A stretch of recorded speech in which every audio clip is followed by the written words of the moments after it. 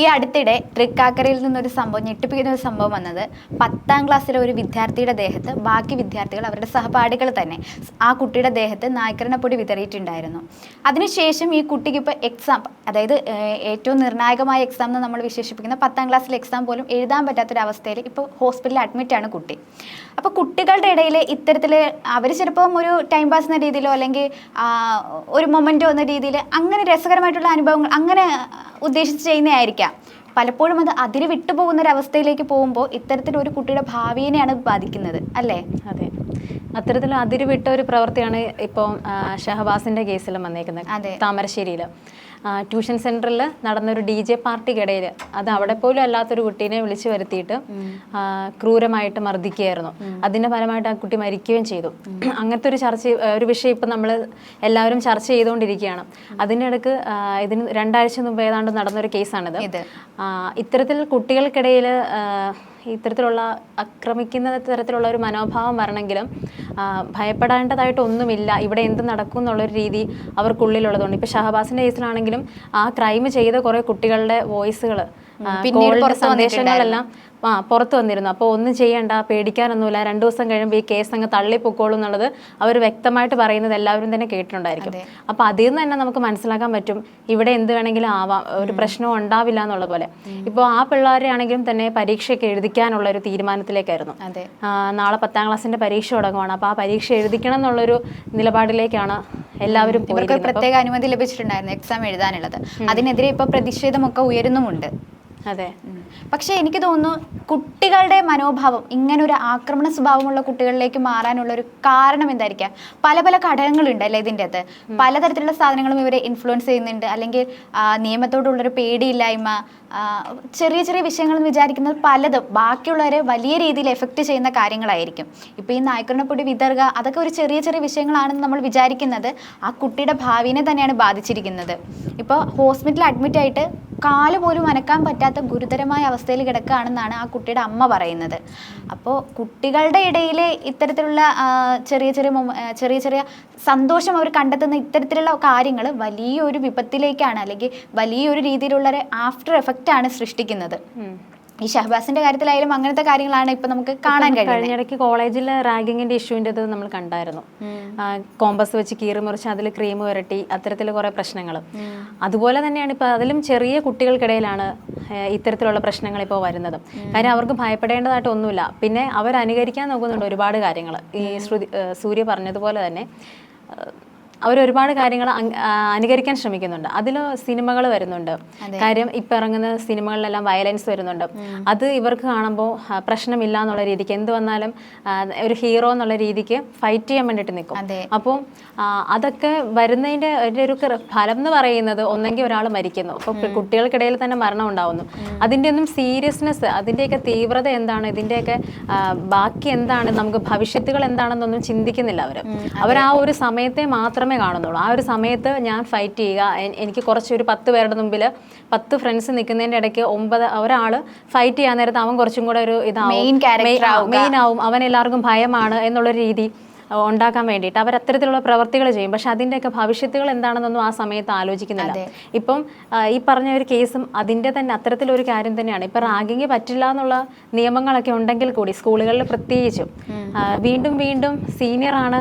ഇതൊക്കെ സിനിമകളിലാണല്ലോ നമ്മൾ കൂടുതലും കാണുന്നത്.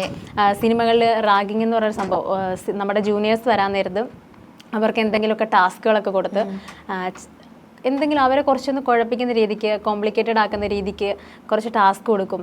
അപ്പോൾ അവർ കുറച്ച് ബുദ്ധിമുട്ടുന്നത് കാണുമ്പോൾ സീനിയേഴ്സിന് കുറച്ച് രസം ഉണ്ടാവും. ഇതൊരു കാലങ്ങളായിട്ട് അനുഷ്ഠിച്ചു പോന്നിരിക്കുന്ന ഒരു കാര്യമാണ്. അപ്പം അതുകൊണ്ട് തന്നെ ഇതിനൊക്കെ ഒരു മാറ്റം വരണം.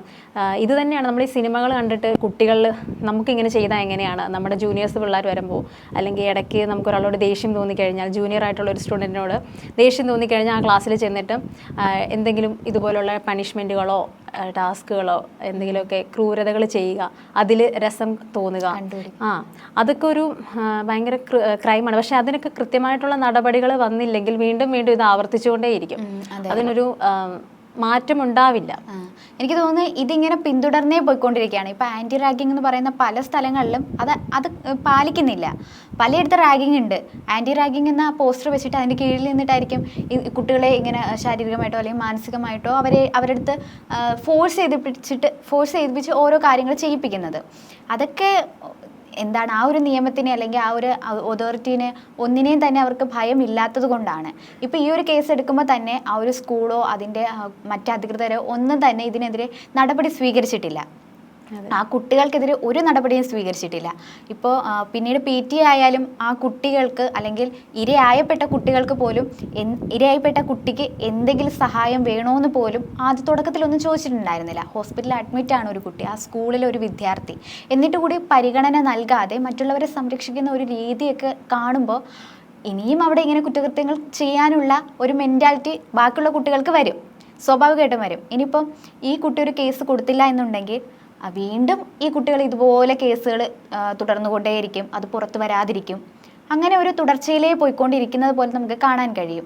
പിന്നെ അതുപോലെ തന്നെ എത്ര പേര് തനിക്കിങ്ങനെ റാഗിങ് ഏറ്റെടുക്കേണ്ടി വരുന്നു, അല്ലെങ്കിൽ താൻ ഇതുപോലെ റാഗിങ്ങിന് വിധേയമായിട്ടുണ്ട് എന്നൊക്കെ പുറത്ത് പറയാൻ ഭയപ്പെടുന്നവരും ഒരുപാട് പേരുണ്ട്.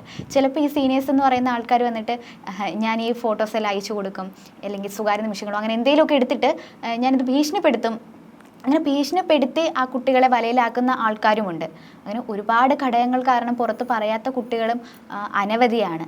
അപ്പോൾ ഇപ്പോൾ ഒരു കേസ് വന്നതുകൊണ്ട് തന്നെ മേ ബി ഇനി അങ്ങോട്ട് ചിലപ്പോൾ എന്തെങ്കിലും നടപടി സ്വീകരിച്ചാലും ഇതിൽ അറിയപ്പെടാതെ പോയ ഒരുപാട് ഇരകളുണ്ടാവും, ഒരുപാട് കുറ്റവാളികളുണ്ടാവും ആ സ്കൂളിൻ്റെ അകത്ത് തന്നെ.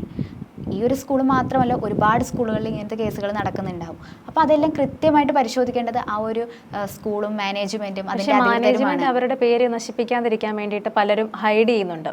ഇപ്പൊ ഇത്തരത്തിലുള്ള ഇപ്പം മിഹിറിന്റെ കേസ് എടുത്ത് നോക്കിക്കഴിഞ്ഞാൽ റാഗിങ്ങിന് ഇരയായെന്നുള്ള രീതിക്ക് സൂയിസൈഡ് ചെയ്തു. പക്ഷേ ആ മാനേജ്മെന്റ് അതിൽ നിന്ന് അവർ വിട്ടു നിൽക്കുകയായിരുന്നു.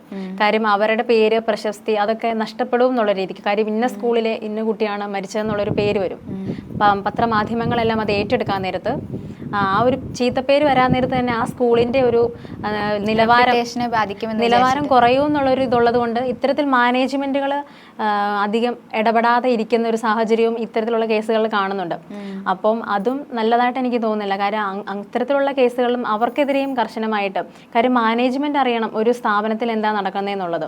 ഒരു കുട്ടി ക്രൂരമായിട്ട് പീഡനത്തിന് ഇരയാവുന്നുണ്ടെങ്കിൽ അല്ലെങ്കിൽ മാനസികമായിട്ട് സമ്മർദ്ദം അവർക്ക് ഉണ്ടാവുന്നുണ്ടെങ്കിലും അത് ഏത് വിധത്തിലാണ്, അതെങ്ങനെ പരിഹരിക്കാം എന്നുള്ളതൊക്കെ മാനേജ്മെന്റ് കൃത്യമായിട്ട് അറിയണം. ഒരു ക്ലാസ് റൂമിലാണെങ്കിൽ തന്നെ എന്ത് സംഭവിക്കുന്നു എന്നുള്ളത് ആ ക്ലാസ് ടീച്ചറും അതുപോലെ തന്നെ ആ സ്കൂളിൻ്റെ ബാക്കി ഹെഡ് മിസ്ട്രസും മറ്റ് അധ്യാപകരും മാനേജ്മെന്റ് എല്ലാം അറിയണം. അത് നമ്മൾ ഹൈഡ് ചെയ്യുന്നത് പോലും നമ്മൾ ഈ മാനേജ്മെന്റ് പോലും നമ്മുടെ കൂടെ നിൽക്കത്തില്ലെന്ന് ചിലപ്പോൾ ഒരുപക്ഷെ ആ വിദ്യാർത്ഥികൾക്കും ഒരു തോന്നലുണ്ടായിരിക്കും.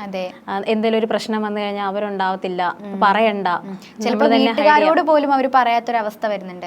ഇപ്പൊ ഈ കുട്ടിയുടെ കാര്യം എടുക്കുകയാണെങ്കിൽ 2-3 ദിവസം കഴിഞ്ഞതിന് ശേഷമാണ് കുട്ടി വീട്ടുകാരോട് പറയുന്നത് ഇതുപോലെ എനിക്ക് മുന്നേയും ഇതുപോലെ റാഗിങ്ങും അതുപോലെയൊക്കെ ഉണ്ടായിരുന്നു എന്ന് പറയുന്നത്.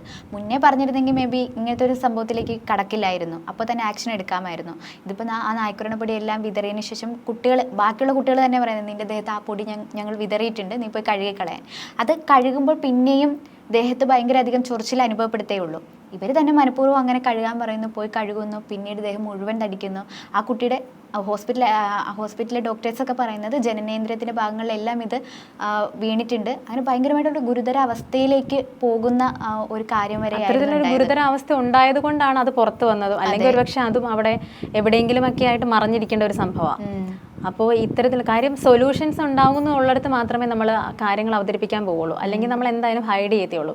കുട്ടികൾക്കിടയിൽ അത് തന്നെയാണ് സംഭവിക്കുന്നത്. സ്കൂളുകളിലാണെങ്കിലും കോളേജുകളിലാണെങ്കിലും ഒരുപാട് പീഡനങ്ങൾ അനുഭവിക്കാൻ നേരത്തും ഇത് മറ്റൊരാളോട് പറഞ്ഞാൽ അല്ലെങ്കിൽ അധികൃതരോട് പറഞ്ഞു കഴിഞ്ഞാൽ നമുക്കൊരു പരിഹാരം ഉണ്ടാവും, പ്രശ്നങ്ങൾ സോൾവ് ആവും എന്നുള്ളൊരു തോന്നൽ അവർക്ക് തന്നെ തോന്നണം.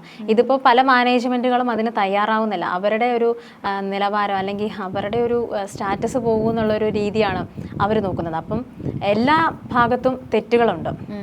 കുട്ടികൾക്ക് ഇത്തരത്തിലുള്ള മനോഭാവം തന്നെ വർദ്ധിക്കുകയാണ്, ഒരു ക്രൂരത ചെയ്യാനുള്ള ഒരു ത്വര വർദ്ധിക്കുകയാണ് ഇത്തരത്തിൽ. എനിക്ക് തോന്നുന്നു അതിൽ മെയിൻ പോയിന്റ് എന്ന് പറയുന്നത് അവർക്ക് നിയമത്തോട് ഭയമില്ലാത്തത് തന്നെയാണ്. എന്ത് കേസ് ചെയ്താലും അവർക്ക് പുറത്ത് വരാമെന്ന് വിചാരിക്കുന്നു, അല്ലെങ്കിൽ ഇൻഫ്ലുവൻസ്ഡ് ആയിട്ടോ, അല്ലെങ്കിൽ അവരൊരു വലിയൊരു കുടുംബത്തിലെ അംഗമാണെങ്കിൽ അതുവഴി അവർക്ക് അതിൽ നിന്നും പുറത്ത് വരാം. അങ്ങനത്തെ പല പല കാര്യങ്ങൾ ഇതിൻ്റെ അകത്തുണ്ട്. എന്തായാലും ഈ ഒരു വിഷയം, തൃക്കാക്കരയിൽ ഈ ഒരു വിഷയം ചർച്ച ചെയ്യപ്പെടേണ്ടത് തന്നെയായിരുന്നു. നമ്മൾ ഒരുപാട് വട്ടം ചർച്ച ചെയ്തിട്ടുള്ളതാണ്. ഇതിനൊരു നടപടി സ്വീകരിക്കാൻ കഴിയട്ടെ. കുട്ടികൾ എന്നൊരു പരിഗണന നമുക്ക് ഇവിടെ കൊടുക്കാൻ കഴിയില്ല. ഇപ്പോൾ ഈ നടന്നൊരു കൊലപാതകത്തിൻ്റെ കാര്യത്തിലായാലും കുട്ടികൾ എന്നൊരു പരിഗണന അവിടെ കൊടുക്കാൻ കഴിയില്ല. കാരണം കൊലപാതകം ചെയ്തവർ കുറ്റവാളികളാണ്. അവർക്ക് പ്രത്യേക പരിഗണന കൊടുത്തു കഴിഞ്ഞാൽ വീണ്ടും ഇതുപോലെ ചെയ്യാനുള്ള ആ ഒരു എന്താ പറയുക, പ്രോത്സാഹനമായിരിക്കും അത് ബാക്കിയുള്ള കുട്ടികൾക്ക്. അപ്പോൾ തീർച്ചയായിട്ടും ഇതിനൊരു നല്ലൊരു നടപടി, നിയമ നടപടി സ്വീകരിക്കട്ടെ.